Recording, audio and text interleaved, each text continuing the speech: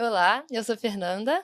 Meu nome é Marcos. Eu sou a Bianca. E nós somos o Time Bronco. Hoje, no nosso segundo episódio do podcast Time Bronco, nós temos a honra de conversar com o professor Hugo Oliveira. Ele é professor adjunto da Faculdade de Medicina da URGS, ele é chefe do departamento e coordenador do Centro de Inovação do Hospital de Clínicas de Porto Alegre. É uma honra ter o senhor aqui com a gente hoje. Muito prazer. Muito bom. Muito bom. Ele é uma referência e pioneiro nas técnicas de desinsuflação pulmonar e um grande entusiasta da pesquisa e inovação. Obrigada mesmo pela presença. Na verdade, eu quero dizer que, para mim, é uma sensação muito boa de estar aqui. É uma honra estar aqui. E, para nós, os jurássicos da broncoscopia, quando a gente vê pessoas que nem a Bianca, o Marcos, a Fernanda, a gente fica com aquela sensação de que a gente tem para quem passar o bastão. Né? Porque todos nós que trabalhamos com broncoscopia, certamente vocês também sabem disso, a gente fica muito preocupado com a formação de pessoas que venham a fazer o que a gente precisa para muitos pacientes, quando a gente não pode ver uma criança morrendo por um corpo estranho, né? Uma pessoa asfixiada por um tumor, e a arte da broncoscopia não pode morrer. Então, por isso que eu estou aqui com muita satisfação. Obrigada. Obrigado. E é o que você sempre fala, sempre, né? Pelo menos no congresso a gente conversou bastante sobre isso, né? Como que é importante a gente disseminar a palavra broncoscópica para as pessoas, né? Porque às vezes realmente fica uma especialidade, às vezes, que não é muito falada, né? Então a gente tem que realmente dar um destaque. Acho que essa sua fala sobre não dá para uma criança morrer asfixiada de corpo estranho é muito importante, porque a gente muitas vezes que vai resolver, né? Exatamente. E nos conta um pouquinho como surgiu essa vontade de trabalhar com a broncoscopia intervencionista. Vocês vão achar engraçado, mas eu sempre quis ser cirurgião. E, inclusive, durante a faculdade, eu assessorava bastante, eu fazia auxílio de cirurgias. E eu achava muito chato ficar o dia inteiro dentro de um bloco cirúrgico. Eu gostava muito da relação médico-paciente, e estava lá eu no último ano de medicina, ainda sem saber, e procurando uma especialidade para eu me achar, porque a cirurgia eu já estava meio que descartando. E, numa bela manhã lá de março, no último ano de faculdade, eu passo na UTI e vejo uma pessoa drenando um tórax, né? E um sapato branco quase se sujando de sangue. E eu olho e vejo uma residente, né? E fiquei emocionado ali naquele momento. Foi amor à primeira vista. Exato. E fui investigar e me disseram que seria algo impossível, uma relação impossível. Logo eu fiquei sabendo que era uma residente da pneumologia, e fui mexer os meus pauzinhos com os meus colegas lá para trocar o meu estágio, que seria na nefro, para pneumologia. E aí começou uma longa história que dura até hoje, né? E casualmente, hoje eu tenho meu filho residente desse relacionamento. Então, pode-se dizer que eu sou pneumologista e depois acabei virando broncoscopista, porque na pneumologia o que eu identifiquei é que eu poderia ser um cirurgião das vias aéreas, né? Por um rabo de saia. E conta um pouquinho pra gente como é que começou a fazer broncoscopia. Tem uma história que envolve cartas, uma viagem internacional... Não tem uma história assim? Tem. Eu vou dizer para vocês que a vida das pessoas que começaram, eu estou há 40 anos nessa estrada, foi muito difícil, né? Naquela época, existia um broncoscópio que tinha sido trazido do Japão, né? E quem podia fazer era o chefe do serviço, e o residente fazia o quê? O residente lavava o broncoscópio. Então, durante toda a minha residência, o segundo ano de residência, a minha função era lavar o broncoscópio. E aí, eu e o meu outro colega resolvemos fazer uma revolução. Nós fizemos uma greve e tinha um problema, que é que vai lavar Ninguém o broncoscópio. Então, foi uma solução negociada, né? Lavar, fazer desinfecção, todo o processo. Aliás, aprendi muito isso por causa dessa minha primeira função de ser o que hoje é o técnico de enfermagem. E por causa, então, disso, foi uma solução negociada, a gente começou a ganhar o direito, então, de tirar o broncoscópio do paciente. E aí a gente, obviamente, tirava e botava várias vezes.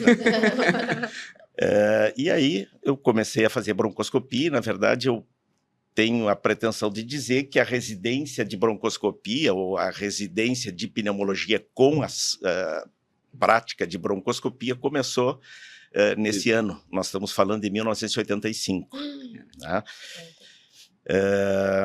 Então foi assim, eu durante a residência fiz toda a minha formação, fiz lá meus exames, que eu estava me sentindo já acostumado, me senti bem, né? Terminou a residência e eu digo, e agora, o que vai acontecer comigo? Aí, um belo dia, eu estava lá numa reunião da Sociedade de Pneumologia e senta do meu lado um colega mais antigo, chamado Sérgio Student, e que era das pessoas pioneiras da broncoscopia lá no Rio Grande do Sul. E eu contei meu drama para ele. E aí ele abriu uma revista do Chest, essa revista do Chest, e viu ali um sujeito anunciando a venda de um broncoscópio lá no Tennessee, no meio dos Estados Unidos. Né? Um broncoscópio BF-B3 por $2.000. Eu fiquei inquieto. Preciso desse broncoscópio. Preciso desse broncoscópio. Nós estamos falando de uma época que não existia a facilidade da comunicação hoje. Sim. Né? Peguei ali o endereço do sujeito e escrevi uma carta para ele. E quando vocês me provocaram com esse convite aqui, eu fui buscar a minha caixa de recordações. Eu acho que todo mundo tem as suas caixas de recordações. Então, eu trouxe aqui... Ah, não. Tô arrepiada. Meu Deus. Então, vejam aqui, ó, são as 3 cartas que naquela época a gente escrevia as cartas, porque era a maneira que a gente tinha de se comunicar. Que loucura. Meu Deus. Agora, esta foi a primeira. Eu disse para o Joey Walker, eu quero ter o broncoscópio, mas eu ainda não tenho dinheiro e eu tenho que me planejar para conseguir aí. Então, a cada 3 meses eu escrevia para ele segurar o broncoscópio. Cara, nossa, que história assim. Até que era Sem uma palavras. época que talvez vocês não saibam, mas era uma época assim que a gente podia comprar o dólar por um preço oficial e o dólar no paralelo era muito mais caro. Então, eu tive que levar a mulher, porque era $1.000 para cada um. Uhum. Então, era mais barato ela ir junto comigo do que você levar mais. para eu poder comprar os $2.000, né? Caramba. Deixei ela em Miami e, para ser mais barato, fui até o Tennessee. Cheguei lá e comprei o broncoscópio, estava o sujeito no aeroporto me esperando, mostrou o broncoscópio. Meu Deus. E eu olhei, legal. Prazer, broncoscópio. Aí, o que tu vai fazer? Não, eu vou esperar aqui, porque eu comprei uma passagem para daqui 3 dias, porque o preço era muito mais barato, eu vou ficar aqui pelo aeroporto. Caraca. Aí ele disse, não, vamos fazer o seguinte, vamos almoçar. Aí ele me levou para almoçar e eu contei a história do Sérgio Student. Ele tirou $20 do bolso e pediu para eu levar de comissão, então, para o Sérgio, $20. Sensacional. A história foi muito boa, porque quando eu voltei para Porto Alegre, eu contei essa história e o Sérgio Student agradeceu, e então Sensacional. terminou muito bem essa minha primeira aquisição do broncoscópio. Então foi assim que nasceu. Ai, demais, Nossa, essa história muito é incrível. especial.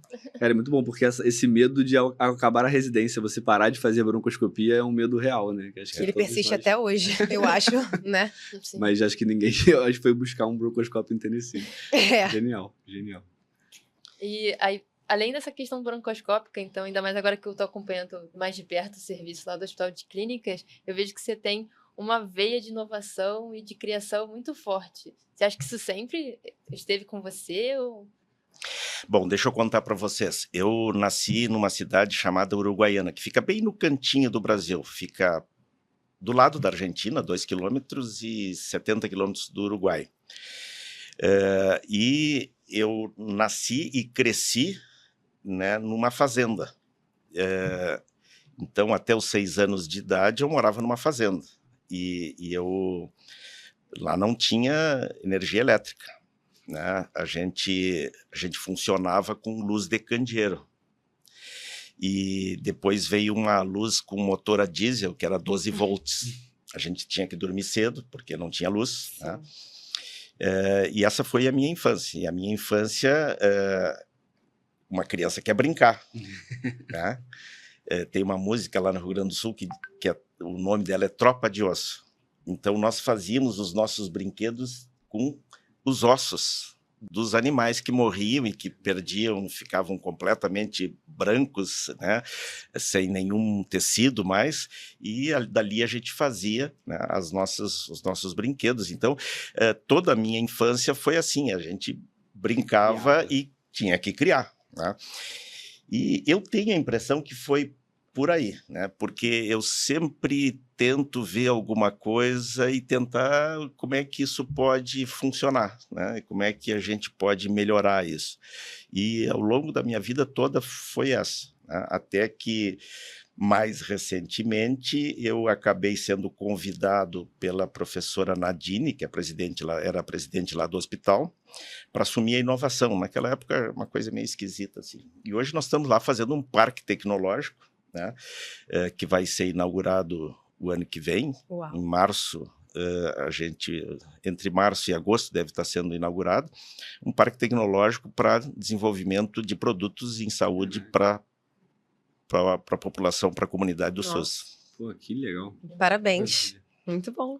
E agora, puxando um pouquinho mais para a parte da broncoscopia em si. Conta pra gente qual que é aquele procedimento que você mais gosta de fazer. Aquele procedimento que tem o seu coração, que você dá até um nervoso, assim, antes de entrar na sala da broncoscopia. O coração bate mais forte. Eu acho que é o tratamento endoscópico do enfisema, né? Que eu tenho me dedicado.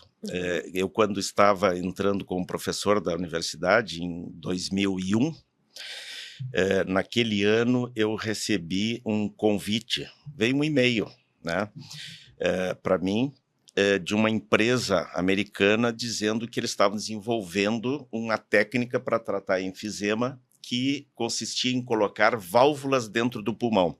Hoje a gente fala em válvulas para tratamento do enfisema, as pessoas veem isso com uma certa naturalidade. Em 2001 era algo completamente esquisito.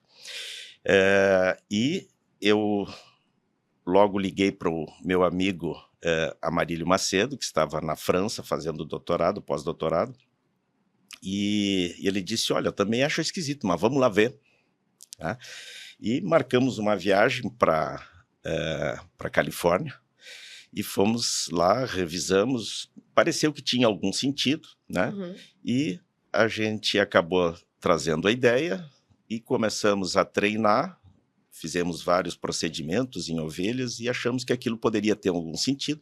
Submetemos o procedimento para o protocolo para o CONEP, foi aprovado e aí, dia 4 de junho, eu tenho fotos de alguns procedimentos que são marcantes como termo de consentimento. Imagina dizer para um paciente, olha aqui, procedimento que eu vou fazer, é a primeira vez que eu vou fazer, só aconteceram 10 procedimentos no mundo, que tinha sido o estudo fase 1, que eu vou botar válvula lá no teu pulmão. Que loucura. Como é que foi isso? E foi assim. E esse paciente se beneficiou muito do procedimento dia 4 de junho de 2002. Né? E desde lá, então, a gente tem uma longa trajetória, nós aprendemos, e vocês sabem, o tratamento endoscópico do enfisema tem várias alternativas, várias tentativas com vários dispositivos, e a válvula é o único que se estabeleceu até hoje, né?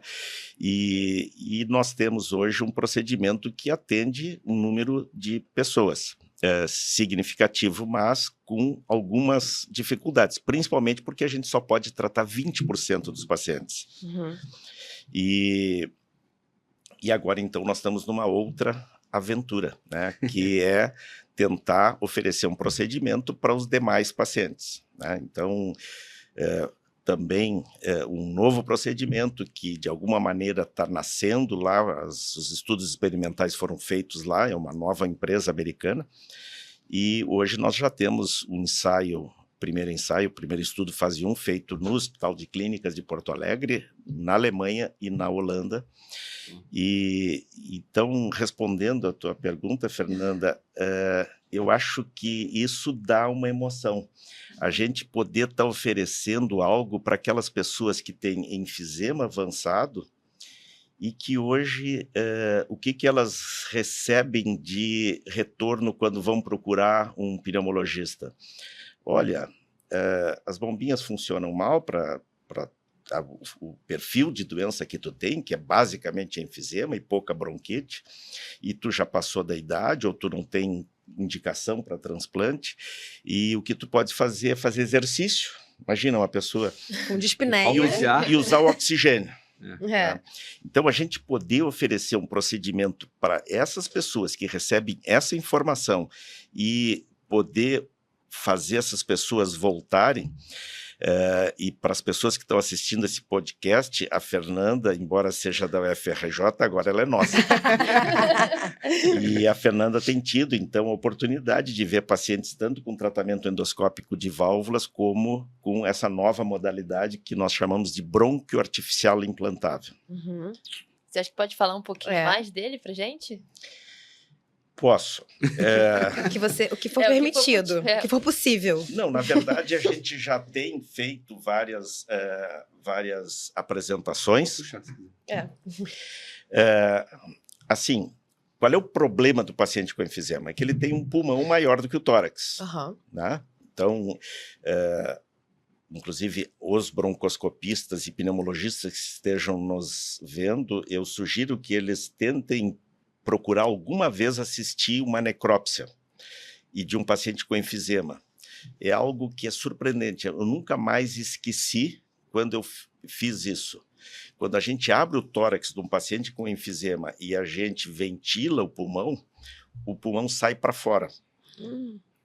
Então, aí a gente entende a falta de ar de um paciente com enfisema. Né? É aquele paciente que, quando ele respira, é como se ele estivesse colocando um inflador de bola na traqueia. E o pulmão vai inflando. E aí o que acontece? Os alvéolos que estão doentes recebem ar e os que estão funcionando ficam... Né? É como a gente pegar um apartamento de 2 quartos e botar 30 pessoas lá dentro. Né? Então, basicamente, o tratamento endoscópico é a gente reduzir o tamanho desse pulmão. Né? Uhum. Então, a válvula faz isso, mas faz isso para aqueles pacientes que têm um enfisema de preferência mais localizado, num lobo, que a ventilação entre os lobos esteja sem ventilação colateral, e isso é o que limita muito a válvula. E aí nós tivemos esse apoio que a gente está dando para essa outra empresa, onde o que nós estamos fazendo? Nós estamos tentando atuar diretamente no componente da doença, que é a via aérea que colaba por causa dessa compressão, desse aprisionamento. Uhum. Então a gente bota um stent, ela abre e o ar sai. Né? Então, eu acredito muito nesse procedimento. Nós já temos pacientes com 2 anos, mais de 2 anos de tratamento. Todos os pacientes que nós tratamos já passaram de 1 ano e já tivemos essa apresentação no Congresso Americano esse ano e no Europeu também. Sensacional. E como que... Desculpa, mas eu fiquei realmente curiosa. Como que você seleciona o paciente que vai botar a válvula e o paciente que vai botar o bronco implantável? Essa é uma ótima pergunta. Porque o paciente para válvula está bem estabelecido hoje. Aquele paciente que tem um enfisema, de preferência heterogêneo, que tenha cissuras preservadas e que seja um paciente com fenótipo enfisema, e que não tenha nenhuma outra complicação, que não tenha aderência nas pleuras e que a gente consiga, então, fechando esses brônquios que vão para aquele lobo, ele murcha e a pessoa, então, ventila melhor.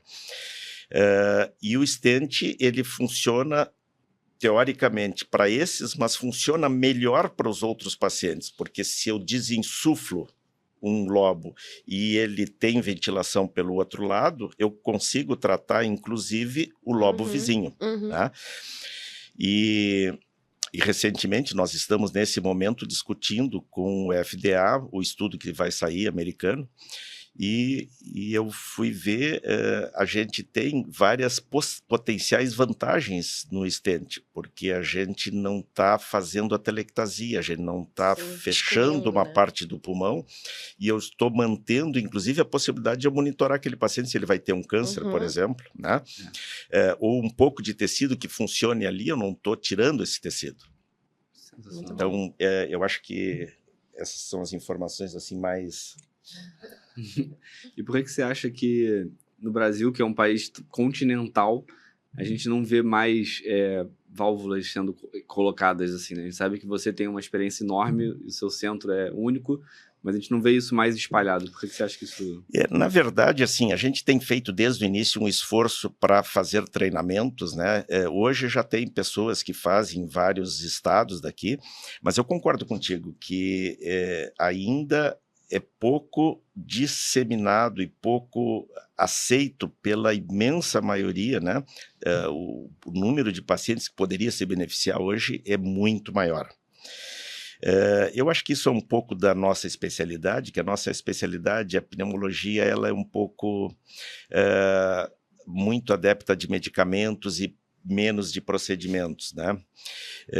Acho que também nós, pneumologistas, de uma maneira geral, fazemos um marketing no bom sentido muito precário, né?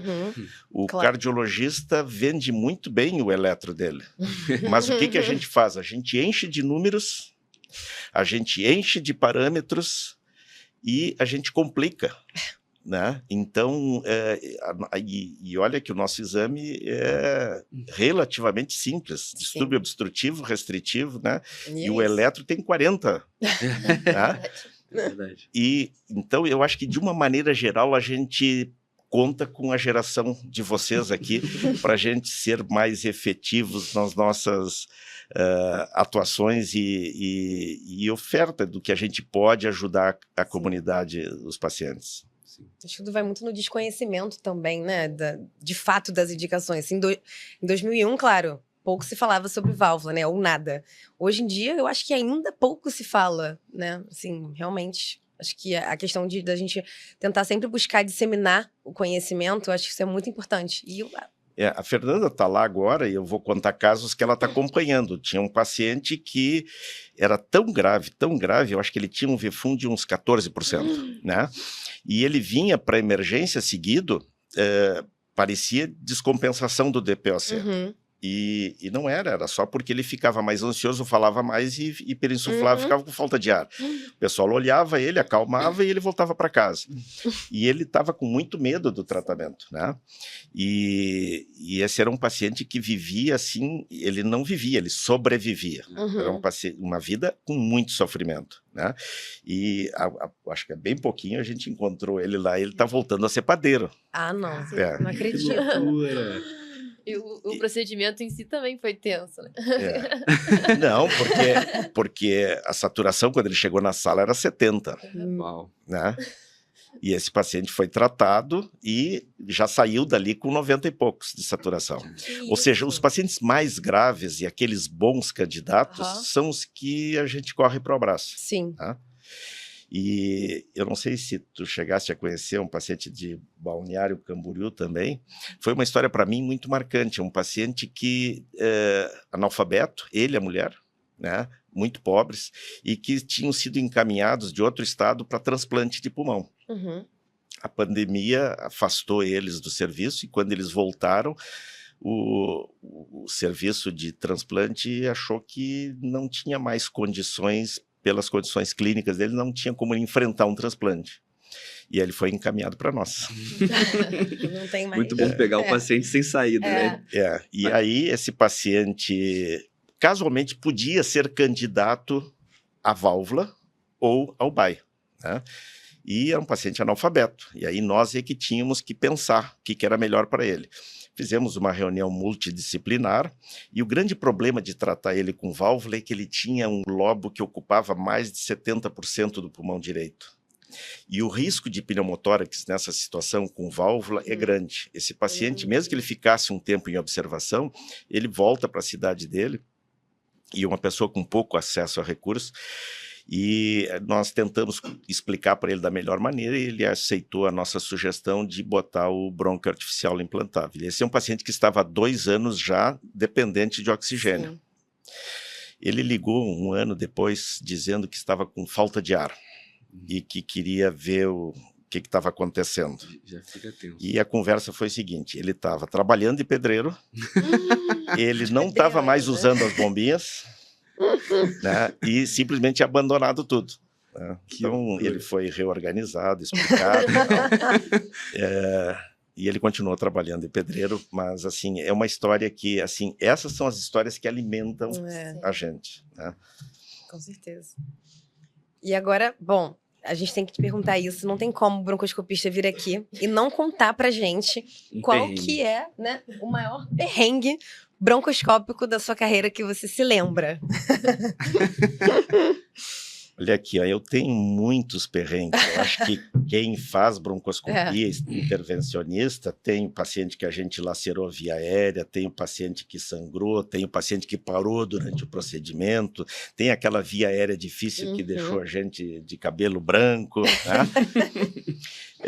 Mas eu tenho também, como eu já ouvi no primeiro podcast de vocês, aquela sensação que quando eu chego, eu sou muito obsessivo-compulsivo. Fernanda deve ter essa mesma impressão. Eu, antes de pegar o aparelho e entrar no paciente, eu acho que nós temos que vencer todas as etapas, desde o entendimento se o que a gente está fazendo é certo, né? E isso é o que nos dá força na hora que a gente enfrenta uma complicação. Imagina tu ter um sangramento num paciente que tu está em dúvida se tu deveria estar fazendo. Nossa. Esse é o grande perrengue, né? Já tive pacientes, inclusive, que eu descobri que estavam anticoagulados depois que eu fiz a biópsia por um erro de comunicação. Coisas acontecem. Mas eu vou dizer para vocês que o maior perrengue que eu tive foi quando eu estou chegando dos Estados Unidos com o meu aparelho e vou fazer o meu primeiro exame. E aí, com aquela emoção toda, né? Tô nervoso. Cheguei lá no hospital e olho aquela imagem bonita, que bacana, fibrobroncoscópio, né? Entro na traqueia do paciente e quando eu vou me dirigir para o lado direito, fica tudo preto. A luz. Aí vocês imaginam, eu tô tenso, porque eu tô fazendo o primeiro exame, depois de todo aquele esforço de buscar lá. E aí? Era o quê? A fibra? Fonte? Eu comprei, várias coisas que eu fiquei pensando, porque eu quando começo a fazer uma broncoscopia, eu esqueço do mundo. Sim, é mindfulness fazer broncoscopia. Esqueço da mulher, dos filhos, de tudo. Para mim não existe nada mais. Mas naquele momento eu comecei a pensar lá nos Estados Unidos, aquele filho da mãe me vendeu um aparelho quebrado. É a primeira coisa. Primeiro pensamento que vem, com certeza. Eu não sabia bem o que podia estar acontecendo. Tirei o aparelho da paciente, né? Com aquela, ainda bem que eu não tinha feito nenhuma biópsia ainda. Tirei o aparelho e o diretor do hospital era o Sérgio Student. Aí deixei o aparelho do lado e fui correndo lá e disse para ele o que tinha acontecido, relatei. E ele me disse, isso aí é um fusível da fonte de luz. Eu tenho vários aqui que queima com frequência. Né? Não sei se vocês estão acostumados a levar aquela fonte de luz. Inclusive, isso aconteceu comigo tem mais ou menos uns 3 meses. Eu fui no CTI fazer uma bronca, um lavado, uma paciente. E aí, quando eu entrei, fui começar a inspecionar a via aérea, apagou a luz. Aí, eu também já comecei a ficar desesperada, porque, enfim, o broncoscópio não era meu. Falei, pronto, quebrei o broncoscópio da Paula Werneck, que me emprestou. E eu fiquei desesperada, liguei pra todo mundo, liguei pra Deus e o mundo. E aí acho que eu liguei pro Amir, liguei pro Washington também, que é o nosso técnico de enfermagem. E eles falaram, não, isso aí é um fusível, queima à toa. Aí a Paulinha depois me falou, não, Bianca, é só você abrir a mala, tem vários dentro, é só trocar. Mas assim, até eu chegar nessa informação, foram anos de vida perdidos também. Porque eu falei, meu Deus, coronária. E atualmente a gente aprendeu até um macete. Macete que é usar a lanterninha do celular. Você consegue se salvar, pelo menos um pouco, durante um período. Consegue fazer um exame, continuar o seu exame. Mas acredite, foi o maior perrengue, Imagino. porque eu fiquei num estresse danado. Imagino. E isso é curioso que você falou de falar com o técnico, né? Porque são perrengues que a gente passa. Você começou lavando o broncoscópio, né? A gente não teve esse costume, né? A gente já tinha o técnico de enfermagem e lavava. E aí a gente vai passar esse perrengue quando você vai fazer o primeiro exame no hospital que não tem broncoscópio, você leva seu fibro, e aí, onde é que lava? Cadê? Como é que lava? Onde que lava? Você normalmente está num subsolo, numa salinha escura. Aí eu liguei pro Washington também. Não, o Washington sempre sabe. E conhecer o aparelho, saber todas as características e fazer a limpeza, esta é a maior dificuldade que eu tenho hoje de demonstrar a importância disso. Então, nós temos lá 23 broncoscópios flexíveis, 7 broncoscópios rígidos, e na época a gente tinha um que era só o chefe de serviço que fazia, né? Então, é muito importante esses detalhes técnicos, né? Sim. Todo mundo tem que saber. Falando de perrengue, é verdade? É verdade que você anda com um kit de urgências? E o que tem nesse kit? O que tem nesse kit de urgências? Não, na verdade, assim, ó, eu gosto de ter todo o planejamento e eu sempre vou com plano A, plano B e plano C. E com esse cacuete de fazer isso tudo, e isso já me salvou várias vezes, né? Porque eu prefiro sempre ter pinças a mais, ter todos os acessórios até que eu não use, mas que estejam ali para se eu precisar. E com isso eu acabo assim eu tenho viajado muito, porque eu faço muitos procedimentos de broncoscopia, agora fui a Montevidéu, vou daqui 2 semanas a Belém, então essa coisa de viajar e com esse cacuete de fazer sempre, eu estou sempre pensando o que pode acontecer, né? Então, na verdade, assim, eu gostaria de ter um kit para drenagem de tórax, mas o raio-x não deixa a gente levar, né? Mas eu certamente levo um broncodilatador, eu sempre levo um aparelhinho de pressão portátil, eu levo um esteto, um oxímetro, né, uma aspirina, né, um isordil. Broncodilatador salva vidas também, né? Não só para broncoscopia, tem um isordil. Exato. Então, eu acho que isso é o papel que a gente tem que fazer. Hoje eu acho que as companhias já têm bastante previsão, né, as maletas de emergência, mas é verdade, eu sempre penso e muitas vezes eu quando viajo com o meu broncoscópio para fazer procedimento, eu penso assim, ó, eu tenho a fonte de luz junto e tal, então eu acho que isso acaba... É uma lenda que tem seu fundo. Isso é engraçado, porque a gente costuma ter também, né? Vive de sobreaviso, de broncoscopia, pelo menos a gente costuma ter na mochilinha uma canulazinha Vama para entubar, um suível, porque você chega no hospital não tem suível. Uma coisa que aconteceu na minha mudança recente, que eu achei tanto suível lá em casa, que eu falei, gente, de onde eu roubei todos eles? Porque a gente sempre tem que ter com a gente, né? Não, e às vezes falta um detalhezinho, um bocal protetor, né? Eu agora estou planejando um dispositivo para que a gente possa ter uma guedel diferente, né? Que a gente possa passar, né? Porque o bocal ele segura aqui, mas a língua fica lá atrás. Então, eu sempre posiciono muito o paciente durante o procedimento, porque para a gente liberar mais a via aérea, porque a gente está lá dentro, mas aqui pode estar fechado, né? E isso é o que mais atrapalha a gente, é a ventilação durante o procedimento. E eu acho que a gente pode desenvolver um dispositivo que garanta um pouco mais a via aérea quando a gente está fazendo o procedimento. É muito cientista, realmente. Demais, muito bom. Aproveitando que você falou disso, tem a ver com aquela impressora 3D que você está... Sim, nós estamos agora, eu sou coordenador de inovação lá do nosso hospital e a gente está desenvolvendo, a gente ganhou 10 milhões da FINEP para fazer esse parque e nós vamos comprar boas impressoras. Então, a nossa ideia, e tem mais 2 projetos de inteligência artificial para imagem e para dispositivos de órtese. Então, eu acho que a gente vai poder brincar bastante, assim, a gente vai ter um setor de P&D muito legal, né? E acho que a gente vai ter oportunidade de trocar figurinhas aí com todos vocês. As ideias dele com impressora 3D prometem. 2025 vem com tudo. Imagina. E a gente também tem uma veia muito acadêmica, né? O hospital de clínicas é muito voltado para o residente, né? Agora a gente está começando também a ter aquele projeto de dar aula para os R1 e R2 sobre a broncoscopia intervencionista. Fala um pouco mais também dessa questão voltada para o academicismo que tem o hospital de clínicas. O hospital está estruturado hoje com uma diretoria médica, uma diretoria de enfermagem, uma diretoria administrativa, uma de pesquisa e uma diretoria de ensino. Então, nós temos investido muito na questão do ensino, né? Então, todo residente que entra novo lá no hospital hoje recebe todo o treinamento de acesso venoso, todo o treinamento de via aérea, né? Com manequins, com simulações, o POCUS é uma realidade, praticamente todo mundo está tendo oportunidade de receber treinamento. E na parte da broncoscopia, eu acho que não é diferente, porque a gente tem um procedimento que tem um potencial muito grande de complicação, né?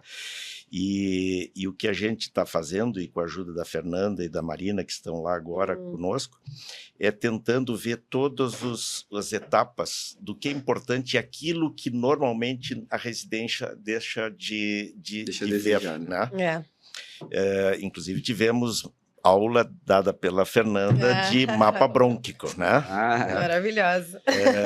Toda a questão de segurança dos itens que têm que ser checados, né? E antes de fazer o procedimento. Nós temos um manequim que a gente botou, então a gente tem optado por fazer isso na própria sala de broncoscopia, para que haja aquela sensação de que nós estamos aqui, e aqui tem um manequim, mas podia ser um paciente, né? E a gente está fazendo isso e certamente o nosso desejo é que isso seja feito em parceria com vocês. Que a gente possa trabalhar hoje com todos esses recursos que a gente tem de meeting, né? Sim. A gente possa... Obrigada, internet. Um dos próximos temas que eu quero discutir e que eu acho que é fundamental, né, e é o termo de consentimento. Sim. Né? Eu acho que no termo de consentimento, mais do que a gente realmente dar informações adequadas para o paciente decidir, nós acabamos tendo que realmente checar todas as nossas decisões para indicar um determinado procedimento. E nós estávamos falando aqui no coach, e logo que eu vim de um treinamento com ele sobre termo de consentimento, com todo o teatro que ele faz, e nós tivemos uma reunião do serviço onde foi discutido um caso que terminou e indicada uma broncoscopia. E aí eu aproveitei aquele caso para discutir termo de consentimento na reunião com os residentes.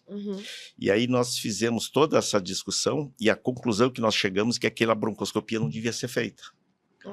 No momento em que a gente se coloca no lugar do paciente, se coloca no lugar do familiar do paciente e que a gente tem que dar retorno, explicações para as perguntas perspicazes que deveriam ter sido feitas, a gente pode voltar atrás. Então, o termo de consentimento ele é riquíssimo. Ele assegura a cabeça do paciente em relação a isso, assegura a nossa e assegura também as potenciais complicações, porque aquele procedimento estava completamente bem indicado. Sim. E às vezes é difícil para a gente explicar o que pode dar errado naquela situação que o paciente já está fragilizado, né? Às vezes uma suspeita de uma neoplasia, por exemplo, e às vezes você tem que explicar que às vezes aquele exame pode não ser conclusivo também, né? Então é difícil. Doutor pode não dar o resultado? E qual é a chance, o risco disso não acontecer? Nós temos que ter essas informações ou dividir a incerteza. Exatamente. Isso é muito importante, porque depois não vem o resultado. Ué, mas como é que não veio? Fiz o exame, né? Às vezes o paciente paga o exame, né? Então, assim, é muito difícil falar sobre essas... ter essas conversas desconfortáveis, digamos assim. E né? no nosso programa de residência, assim, normalmente, né? Isso não é falado. Não é falado. E será que, por exemplo, quando a gente pega um broncoscópio na mão para fazer o exame num paciente que tem uma lesão no lobo superior, será que a gente confere se a angulação está adequada? Ou a gente, quando está lá dentro, acha que é difícil?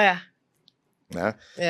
Então, todos esses detalhes que são do dia a dia, a gente está procurando botar lá no nosso plano de treinamento. Muito bom. Pô, sensacional. É isso, o exame não começa no momento que você está Não. iniciando a broncoscopia. Ele começa lá na consulta pré-broncoscopia, né? Que isso é uma outra coisa também muito difícil das pessoas entenderem a necessidade da gente fazer uma consulta pré-exame, né? Justamente por isso, a gente vai fazer um exame que é invasivo, muitas vezes nunca é só um lavado, né? Então a gente precisa explicar para o paciente isso. E às vezes isso também é uma outra questão que a gente tem que brigar, lutar, para explicar que a consulta broncoscopia é um procedimento cirúrgico. A gente tem que falar com o paciente antes e explicar tudo o que pode acontecer. E é isso. A maioria das vezes realmente não acontece nada, é um procedimento super seguro, né? Mas 1%, 5%, 10%, né? Não, e as complicações acontecem, nós temos que Acontecem. estar preparados para Resolvê-las, né? enfrentá-las, né? Exato. E para encerrar aqui a nossa conversa, que está sendo incrível, qual conselho você daria para um jovem pneumologista para que optasse pela carreira da broncoscopia intervencionista? Ou cirurgião torácico também. Um Sabe cirurgião... que tem um cirurgião torácico verdade. que tem Eu uma acho veia, que né? Eu vou, na verdade, procurar estender um pouco mais a minha resposta, porque a minha sugestão é para todos os profissionais, mas aqui nós estamos falando para os médicos de uma maneira geral. Eu acho que a coisa mais importante que pega muito hoje é a gente manter esse brilho que eu vejo aqui no olhar de vocês. E para isso a gente tem que manter os nossos valores, né? Nós temos que não nos violentar. A gente tem que brigar pelo aquilo que a gente acredita.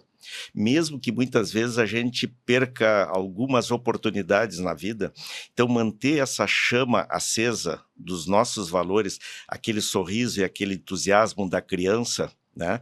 E que a gente vê às vezes se perder ao longo da vida, porque a vida vai ficando difícil e a gente vai muitas vezes passando por cima do que a gente pensa que é certo e errado. Sim. E você sabe que cada vez está mais fácil de a gente passar por cima, né? Então eu acho que o maior conselho que eu dou, eu não acredito que a gente possa ser, eu não nasci para ser broncoscopista.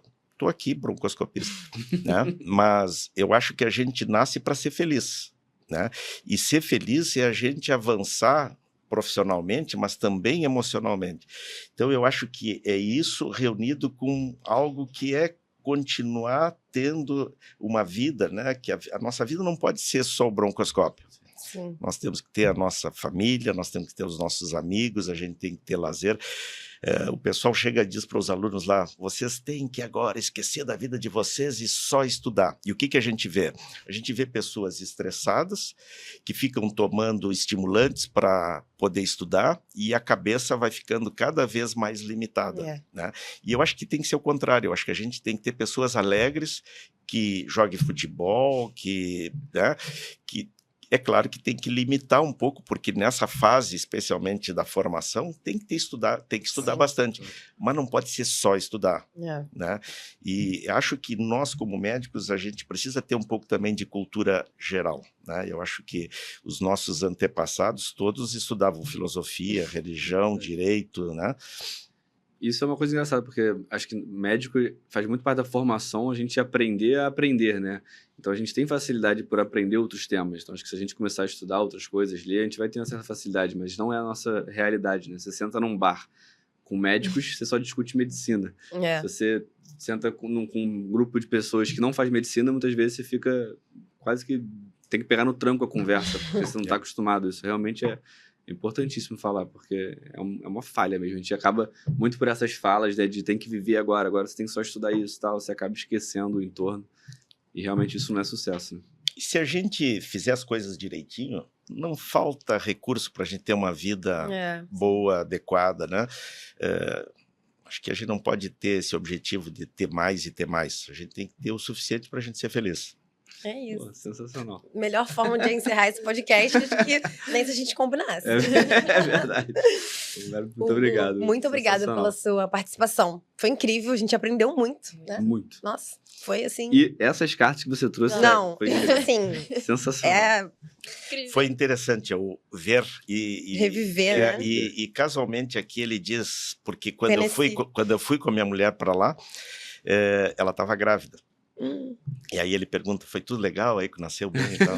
Que máximo. Que legal, que legal. Muito bom. Muito obrigado, pessoal. Foi uma alegria. Foi maravilhoso. Obrigada. Até a próxima.